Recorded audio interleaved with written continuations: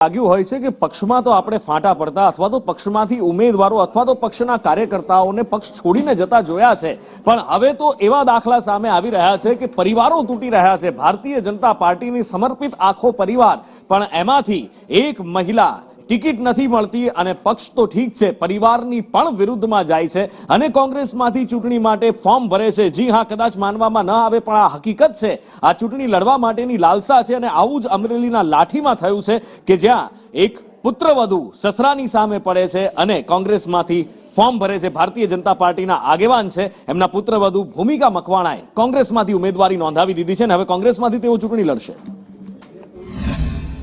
છેલ્લા 25 વર્ષથી મારા સસરા રાજેશભાઈ મકવાણા ભાજપમાંથી સક્રિય સભ્ય છે, જેને લઈ નિયમ અનુસાર અમે ટિકિટની માંગણી કરી હતી, પરંતુ ભાજપમાંથી ટિકિટ નહીં મળતા અમારા મતદારોની માંગણીને નોંધ રાખી કોંગ્રેસમાંથી ઉમેદવાર નોંધી છે।